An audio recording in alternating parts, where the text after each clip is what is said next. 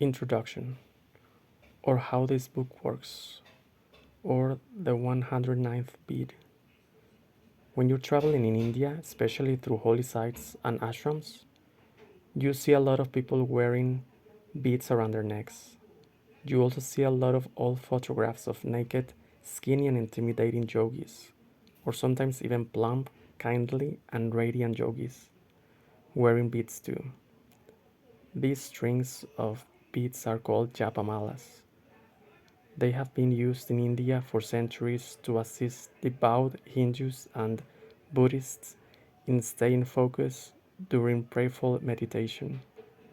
The necklace is held in one hand and fingered in a circle, one bead touched for every repetition of mantra. When the medieval crusaders drove east for the holy wars, they witnessed worshippers praying with these japamalas, admired the technique, and brought the idea home to Europe as rosary. The traditional japamala is strung with 108 beads, amid the more esoteric circle of Eastern philosophers. The number 108 is held to be most auspicious, a perfect three-digit multiple of 3, its components adding up to 9, which is three threes, and 3, of course, is a number representing supreme balance, as anyone who has ever studied either the Holy Trinity or a simple bar stool can plainly see. Being as this whole book is about my efforts to find balance, I have decided to structure it like a japamala, dividing my story into 108 tales or beats. This string of 108 tales is further divided into 3 sections about Italy, India, and Indonesia, the 3 countries I visited during this year of self-inquiry. This division means that there are 36 tales in each section, which appeals to me on a personal level because I am writing all this during my 36th year.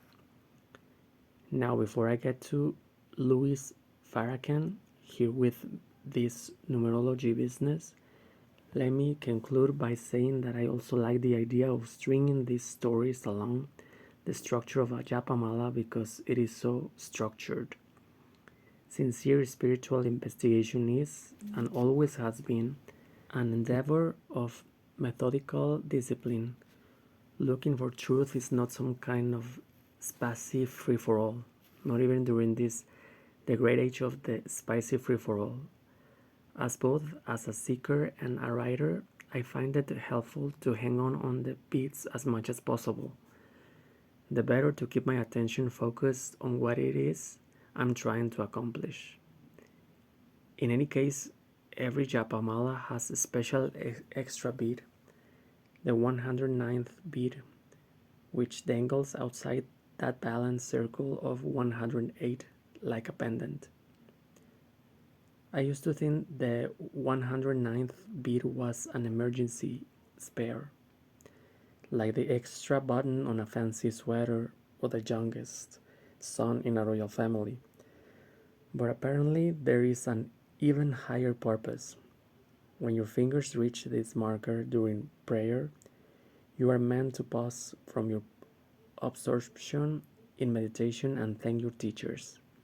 So here at my own 109th beat, I pause before I even begin.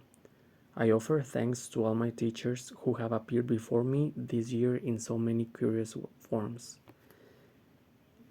But most especially, I thank my guru, who is compassion's very heartbeat, and how so generously permitted me to study at her ashram while I was in India. This is also the moment where I would like to clarify that I write about my experiences in India purely from a personal standpoint and not as a theological scholar or as anybody's official spokesperson.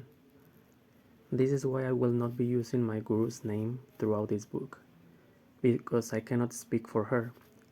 Her teachings speak best for themselves, nor will I reveal either the name or the location of her ashram, thereby sparing that fine institution publicity which it may have neither the interest in nor the resources for managing.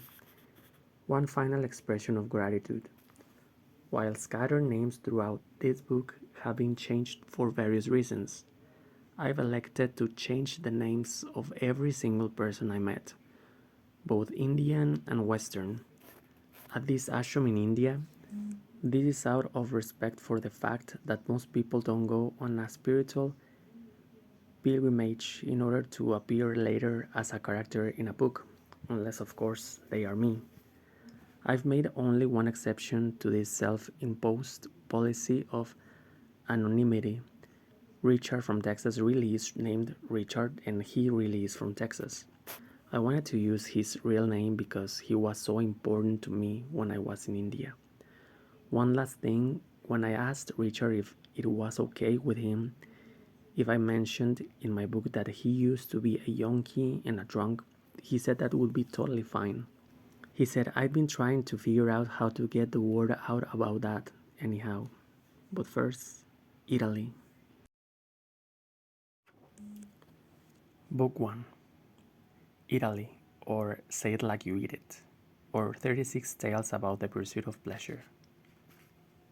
1. I wish Giovanni would kiss me. Oh, but there are so many reasons why this would be a terrible idea. To begin with, Giovanni is 10 years younger than I am, and like the most Italian guys in their 20s, he still lives with his mother. These facts alone make him an unlikely romantic partner for me. Given that I am a professional American woman in my mid-30s who has just come through a failed marriage and a devastating, interminable divorce followed immediately by a passionate love affair that ended up in sickening heartbreak. This loss upon loss has left me feeling sad and brittle and about 7,000 years old. Purely as a matter of principle, I wouldn't inflict my sorry, busted up all self on the lovely, unsullied Giovanni. Not to mention that I have finally arrived at the age where a woman starts to question whether the wisest way to get over the loss of one beautiful brown-eyed young man is indeed to promptly invite another one into her bed. This is why I have been alone for many months now. This is why, in fact, I have decided to spend this entire year in celibacy. To which the savvy observer might inquire, then why did you come to Italy? To which I can only reply, especially when I'm looking across the table at a handsome Giovanni. Excellent question. Giovanni is my tandem exchange partner. That sounds like an innuendo, but unfortunately it's not. All it really means is that we meet a few evenings a week here in Rome to practice each other's languages. We speak first in Italian, and he is patient with me. Then we speak in English, and I am patient with him.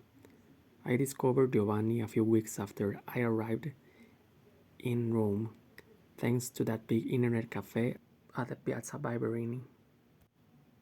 Across the street from the fountain with the sculpture of that sexy merman blowing into his conch shell, he, Giovanni, that is, not the merman, had posted a flyer on the bulletin board explaining that a native Italian speaker was seeking a native English speaker for conversational language practice.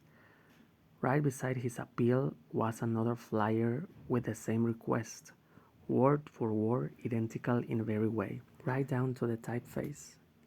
The only difference was the contact information. One flyer listed an email address for somebody named Giovanni. The other introduced somebody named Dario, but even the home phone was the same. Using my intuitive powers, I emailed both men at the same time, asking in Italian, "Are you perhaps brothers?" It was Giovanni who wrote back this very provocative message. Even better, twins. Yes, much better. Tall, dark, and handsome, identical 25-year-old twins. As it turned out, with those giant brown liquid-centered Italian eyes that just unstitched me. After meeting the boys in person, I began to wonder if perhaps I should adjust my rule somewhat about remaining celibate this year. For instance, perhaps I could remain totally celibate except for keeping a pair of handsome 25-year-old Italian twin brothers as lovers, which was slightly reminiscent of a friend of mine who is vegetarian except for bacon, but nonetheless, I was already composing my letter to Penthouse. In the flickering candlelight shadows of the Roman cafe, it was impossible to tell whose hands were carers. But no, no, and no. I chopped the fantasy off in mid-word.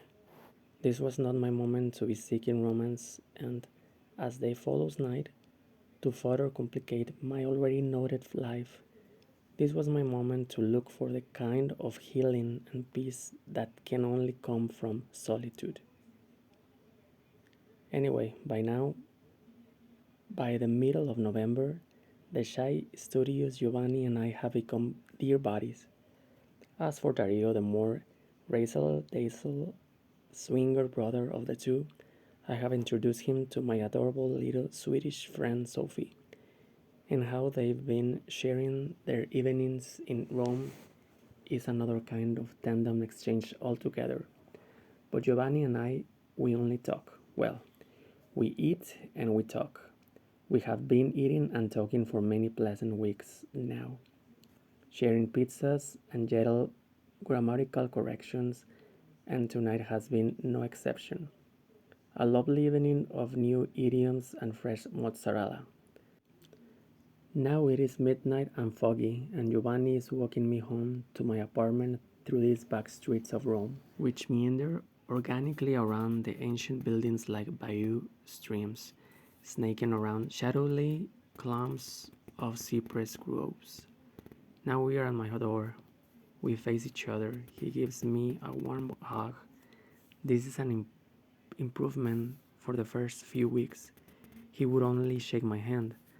I think if I were staying in Italy for another 3 years, he might actually get up the juice to kiss me.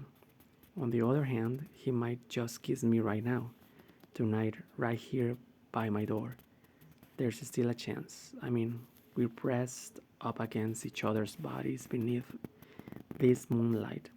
And of course, it would be a terrible mistake, but it's still such a wonderful possibility that he might actually do it right now. That he might just bend down and nope. He separates himself from the embrace. Good night, my dear Liz, he says. Buonanotte, caro mio, I reply. I walk up the stairs to my fourth floor apartment, all alone. I let myself into my tiny little studio all alone. I shut the door behind me. Another solitary bedtime in Rome. Another long night's sleep ahead of me, with nobody and nothing in my bed except a pile of Italian phrase books and dictionaries. I'm alone. I'm alone. All alone. I'm completely alone. Grasping this reality, I let go of my bag, drop to my knees, and press for my forehead against the floor. There, I offer up to my universe fervent prayer of thanks, first in English, then in Italian, and then, just to get the point across, in Sanskrit.